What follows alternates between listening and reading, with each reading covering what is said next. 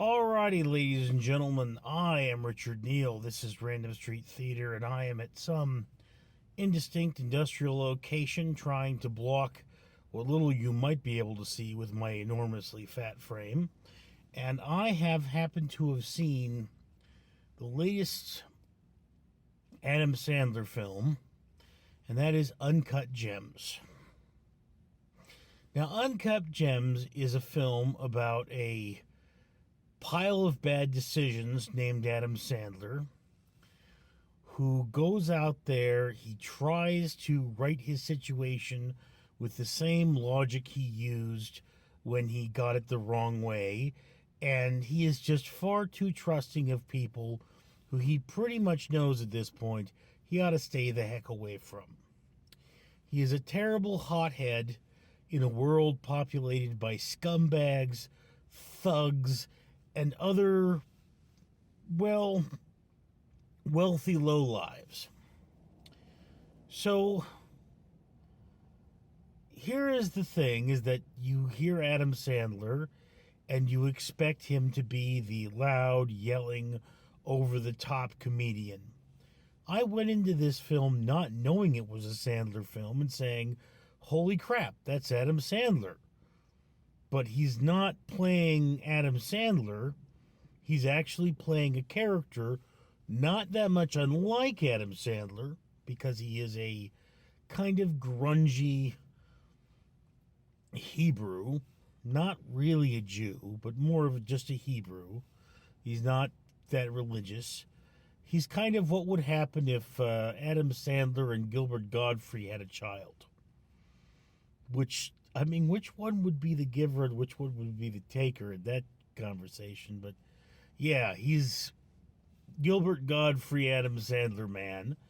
And of course, it is a masterful performance because it's a character that essentially Sandler has been performing for years, just dumbed down a little, brought into our reality. Now, again, some people really enjoy this film, and some people really hate it. And I'm going to have to point out that what I do for a living through much of my time is that I work with people who are much like this character. They are not necessarily terrible people, but they have their own internal logic. They can't seem to kick their addiction. This person's addiction is gambling. And, it really hurts them. And I look at this movie and I am reminded of so many people who I have tried to help in my lives. And some of them are dead. I've lost a few patients, I'm sad to say.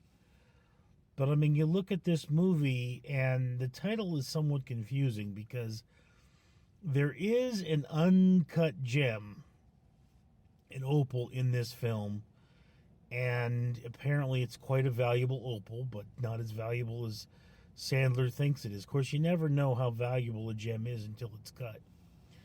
But here's the thing. I did not see the movie Fences, but I did read the play. And one of the comments made about it is, look, if this play were about a fence, it would have been called Fence, not Fences. The central character builds fences around himself to protect him from from being hurt, from looking weak.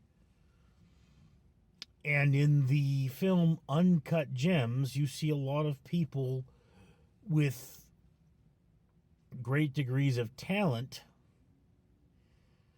who have this roughness to them that if it were refined down, they might be much better people. Now, because of this particular film, it gets a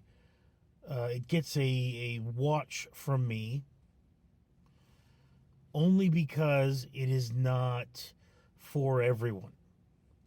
Again, masterful film, really well done, but you have to like really good movies. Not everyone does that. This is not your Star Wars where you sit down there, watch the pretty lightsabers go, and just sit back and stop thinking.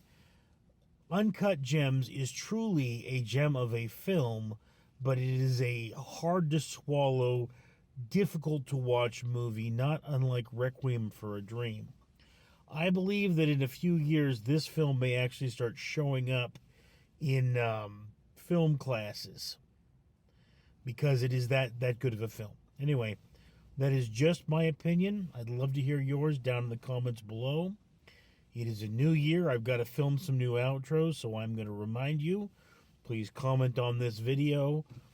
Please like this video because guess what, buddy? I would like to pay to have trash taken out of the ocean, and I can only do that if I get monetized. Firework. So, help me get monetized. I want to be a good person.